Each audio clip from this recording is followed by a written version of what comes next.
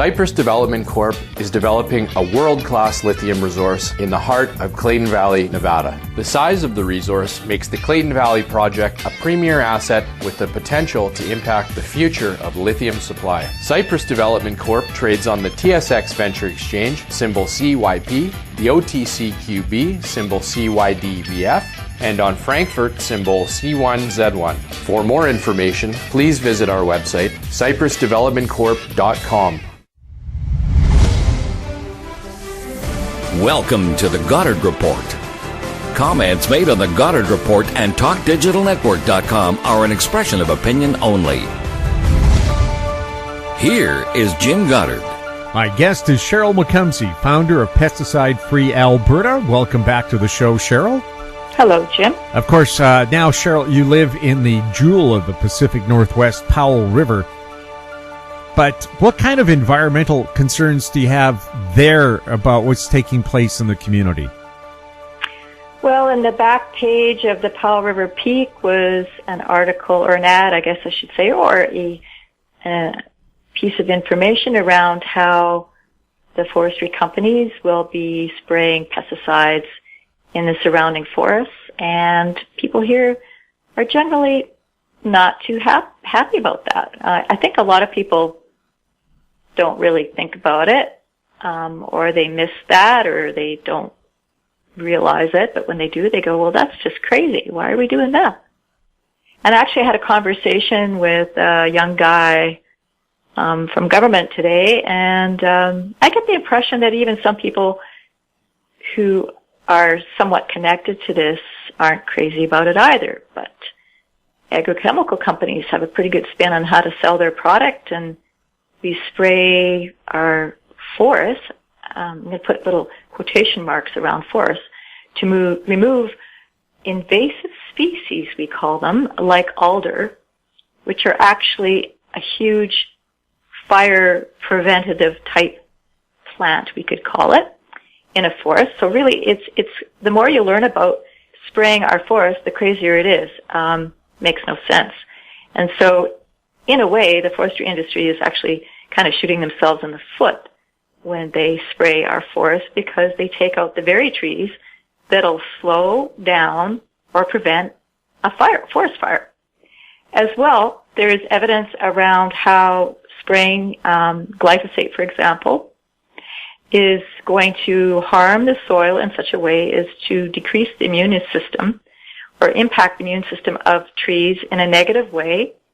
So again, there's another one. And when you remove all this vegetation, you increase the hazards for flooding. And you take away the food sources for bears, for example. We have bears in Powell River quite often. Well, if you're spraying the berries in the forest, well, bears are going to go where the easiest food source is, so they're going to come into town. So you've created another problem. It creates so many problems. What we're doing is we're not protecting forests. We're growing tree plantations, which are completely different things. And it's incredible that there isn't more outrage about it, but people still don't know, okay, well, what do I do about this, right? Because it seems that the powers that are out there that might be able to collectively do something, they actually call these trees invasive species. Really insane, actually. Are alder trees not natural fire depressants or suppressants? They absolutely are. It's quite remarkable how much of a fire retardant or suppressant, or how it stops a fire in its tracks. Ask firefighters this question, where they go when a fire gets out of control, where they'll go. It's known, well known, that these trees will prevent the spread of a fire. And when we talk about fires today being more of a concern, we're doing the absolute opposite of what we should be doing by spraying our forests in so many ways. Of course, there are natural ways to control the underbrush. How about putting some sheep or goats in there? They'll get rid of everything up to 6 feet up. Yeah, probably in the areas that we're talking about, which are pretty large, it would take a long time for them to do that. But certainly a lot of places goats are being used in some municipalities to take care of weeds, And it does work for certain kinds of problems, I guess you could say. Yeah, I guess you're right. BC's got a giant forest, but around our cities and towns where you have the interface, that's the big fire danger to communities. Yeah, and I mean, if we have a fire that's out of control, we're all going to be impacted by the smoke as well. So even if it's not happening right where you live, it does impact you if the smoke gets bad. It affects everybody. You see more heart attacks, you see more problems with respiratory diseases, and so on. And, while we're all kind of self-isolating here, maybe we should be making some phone calls and putting a little pressure out there, and maybe having some meetings with each other about what we're going to do about this if we have concerns with it, because it really impacts us all. And Quebec doesn't do this, and hasn't for some time. So it's a national issue, and that the Pest Management Regulatory Agency could choose not to allow forestry spraying for all of Canada. But it's a provincial issue for many provinces, and that our governments have created policies where it's almost like they have to spray these trees. It's just crazy. Sheryl, how much has pesticide use increased over the past few years? Well, this is a hard question to answer in a sort of it's a little bit difficult to answer this in some ways because, for example, with neonics, which are coated on seeds, that isn't actually included with the pesticide sales for Canada. But when you look at different provinces and their reports, I mean, for example, the report that came out of Alberta a couple of years ago showed we tripled the use of one herbicide alone. But of course, a lot of that's used in agriculture. But Canada has increased pesticide. One of the last reports I looked at, which would be about a year or two old now, was we increased pesticides by 40% in 5 years. And I'm pretty sure that number has gone up now. And it wouldn't include neonics because neonics are seed coatings and so on. So they are not included. I asked this question in the last year about neonics. So what the actual increase is probably far higher. And neonics are incredibly harmful to all insects, and there's reports showing how it's impacting birds. And people are kind of unaware, I think, of where they might be introducing this, not just by not eating organic foods, for example, but also, what you buy from your greenhouse. Is your greenhouse getting plants that use neonics, for example, because then your plant's going to also be expressing this pesticide. Which is kind of sad because I think a lot of gardeners care about this, but they don't know. So, Canadian Tire, does Canadian Tire have plants that have neonics in them? Probably the last time that was checked, the reports were saying that, yeah, they were. Is Costco using neonics in their plants? Probably, yeah. Unless you have it in writing that this greenhouse does not use neonics and that all the plants that they're importing from different greenhouses don't, you don't know for sure. People will say things, but unless it's in writing, you don't really know. So there's all of these things collectively. I mean, we're seeing huge declines in insect life. It's not just because of concerns with climate change. It's because we're literally poisoning our environment and polluting our waterways with pesticides in agriculture and forestry and even in our own backyards. We'll have more with Sheryl McCumsey right after this. Media recognition from Bloomberg, Reuters, recycling trade publications, patented process for 100% recovery of critical metals, including cobalt, lithium, nickel, manganese, aluminum. American Manganese is focused on recycling lithium-ion batteries for electric vehicles. American Manganese trades on the TSX Venture, AMY, the US, AMYZF, and Frankfurt 2AM. For more information, visit AmericanManganeseInc.com or phone me, Larry Ray, at 778-574-4444. Avon Resources Limited is a gold exploration company with significant projects in British Columbia and the Yukon, trading on the TSX Venture Exchange, symbol ABN, and the OTCQB, symbol ABNAF. Surrounded by world-class gold deposits and mines, Avon's 23,000 hectares Forest Kerr Gold Project is located in the heart of the Golden Triangle in northwestern BC. For more information, visit us at avonresources.com. Welcome back. We're speaking with Sheryl McCumsey. Sheryl, the biggest COVID-19 outbreaks in Canada have been at the Cargill meatpacking plants for the most part. One of them in Brooks, Alberta, nearly 1,000 cases with several fatalities. Is there anything good about Cargill's operation? It seems to me the small meat shops, the mom and pop ranches putting out organic beef, they haven't been traced to any kind of outbreak at all. Yes, really, it's so important that we support small, local, and preferably organic producers in Canada. And this is a perfect example of, we've taken so many powers away from farmers and put it in the hands of multinational corporations. And Cargill is a privately owned company. They're owned by a family that has probably the most billionaires for a corporation on the planet.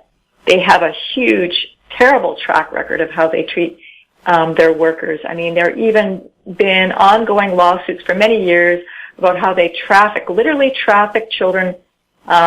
They've used the word slavery on the Ivory Coast and their cocoa plantations. There's been lawsuits and documentaries around that.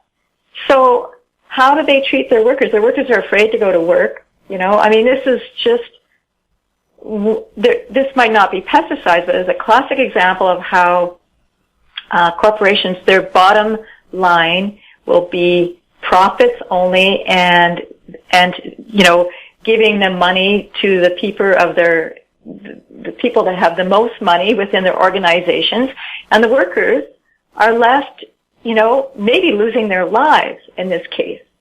And so, historically farmers were able to produce and slaughter their own meat in the past. I have to question whether do we have a safer system now that we've given this over to these big corporations? I don't think so. I think people are sicker because they are thinking that if they get cheap food that they're getting something good. Well, really, cheap food equals poor health. It's absolutely, it's going to come into the quality of the product that you consume. So if you have a little less of something and it's better quality and it comes from a farmer in your area, there's multiple reasons why that's better. You also have a chance, I'm sure the organic producers I know will invite you out to their farm so you can see that they're following good practices. Do you think Cargill would ever invite somebody into one of their meatpacking plants? Well, if it was if they had well in advance and they could prepare, I imagine that they probably would be fine with it. But if you just drop by, probably not. I live in the vicinity of 3 farms here that I can walk to. 2 of them I'm probably going, I have plans to go there and actually help them do a little weeding on their farm. And one in which, this soil on this farm is beautiful from a distance. It just looks beautiful. And I know he doesn't use any chemicals. He's a mixed farmer. He is cycling back everything into his soil in the way that it was done historically for literally thousands of years, really.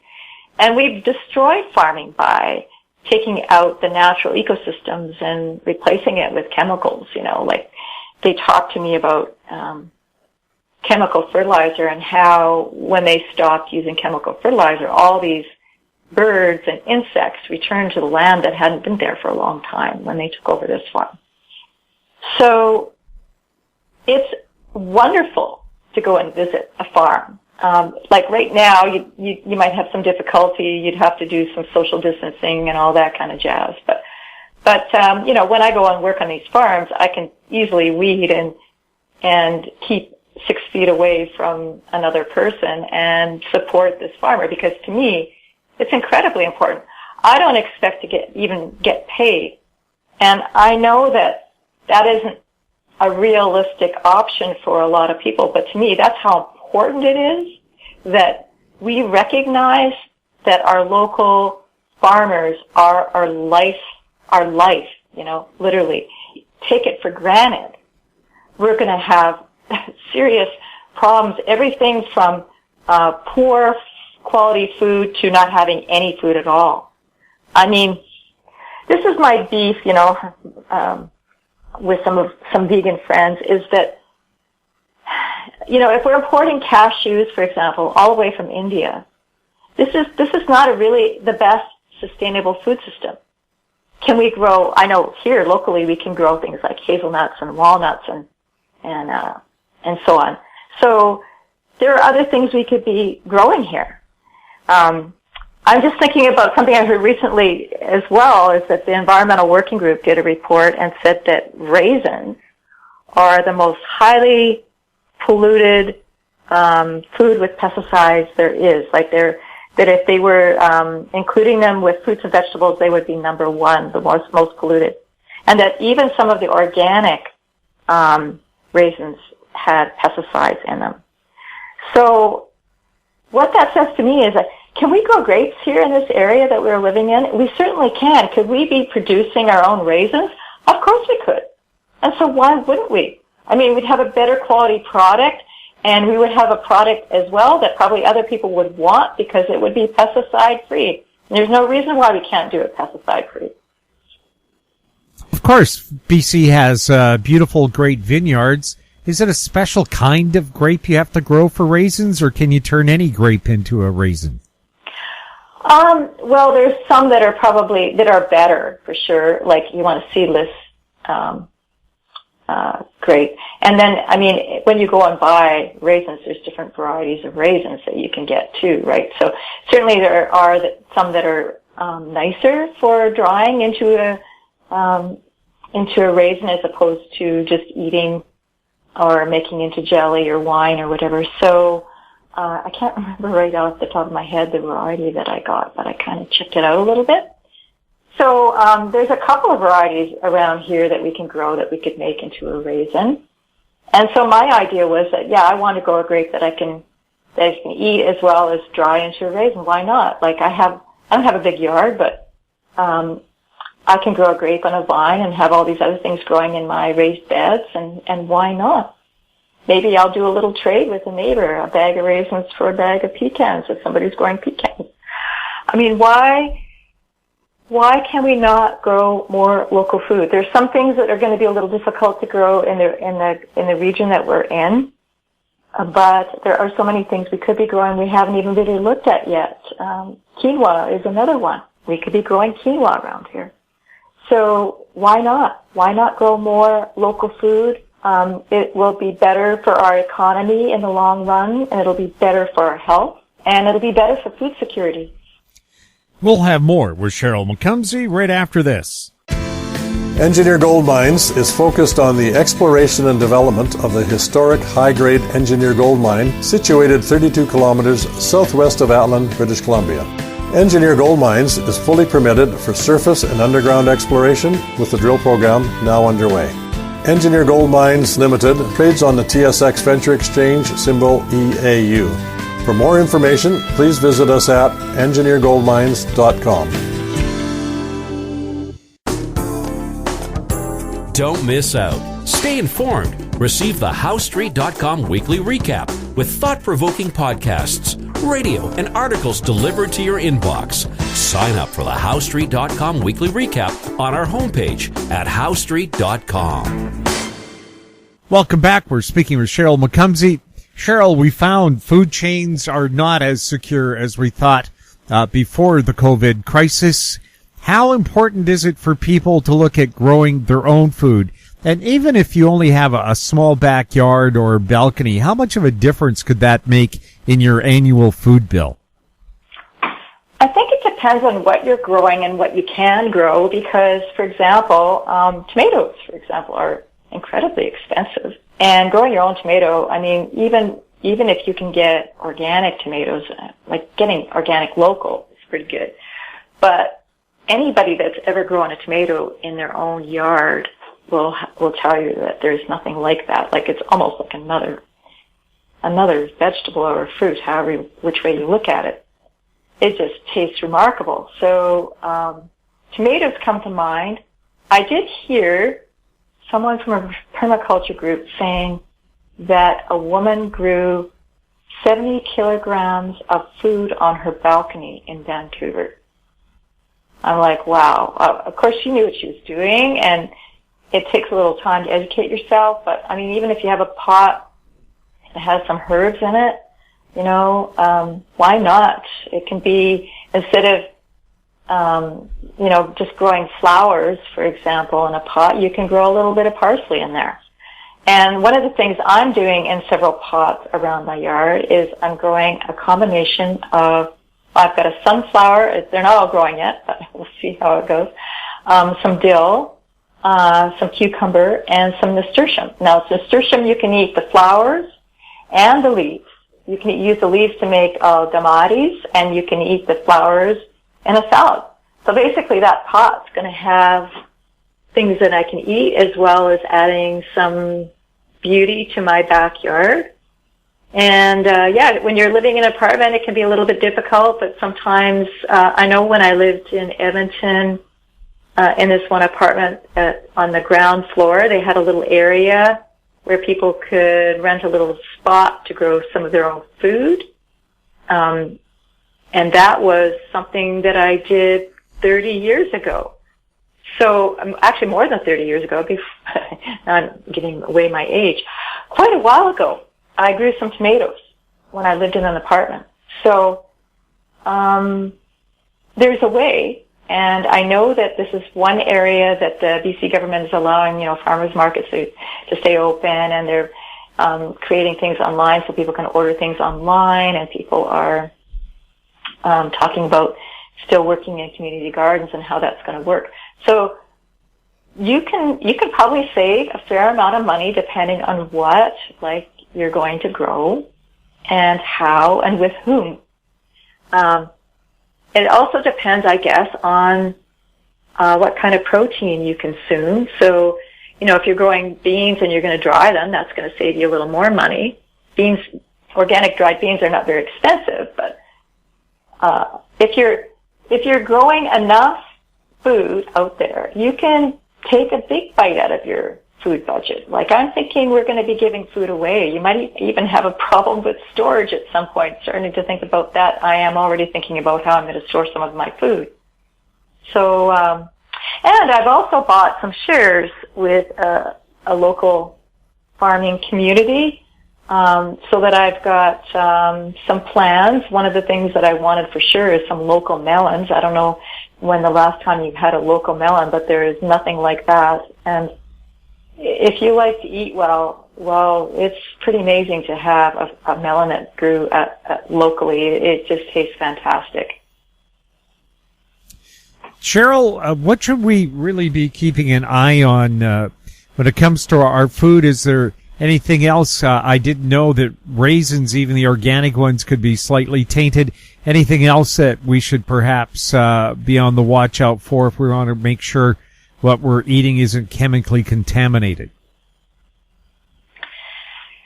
Yeah, so, I mean, basically, organic is better, but it's not perfect. And so knowing your farmer, if you can do that, is the best. And some farmers are not certified organic, but go a little bit beyond that and there's talk about biodynamic farming. And I mean, this one farmer I know, his food is not just free of chemical. They look like his beets look like works of art. I mean, the skin and the color of those beets is just, I mean, what it does for you is you start to realize less is more. Like, it's worth it to spend a couple extra bucks and get really good quality food than it is to have a lot of low quality food. And so why I'm saying this is it's a hard question to answer black and white. There's ways to reduce our exposure to all kinds of things, and I don't just think about it just in our food, but even in our households. You know, the less stuff you have as cleaners in your house, the simpler the better, and we are getting toxins from multiple sources in our environment, and the less we buy, the less they can sell, the less is going into the watershed. So it's all connected, and knowing and connecting with your farmer in any way possible, even if it means a phone call or an email, if you can't go to the farm, is going to help you be healthier and your family healthier. Sheryl, thank you so much for chatting with us. You're welcome, Jim. My guest has been Sheryl McCumsey, founder of Pesticide Free Alberta. If you have any questions for Sheryl or any of our other guests, you can send them to info@housestreet.com. Our popular YouTube channel is Talk Digital Network. Find us on Twitter at Talk Digital Net. We're also on Facebook. I'm Jim Goddard. Thank you for listening. Comments made on the Goddard Report and TalkDigitalNetwork.com are an expression of opinion only. The Goddard Report is available online and mobile at TalkDigitalNetwork.com. The Goddard Report is a production of House Street Media Incorporated.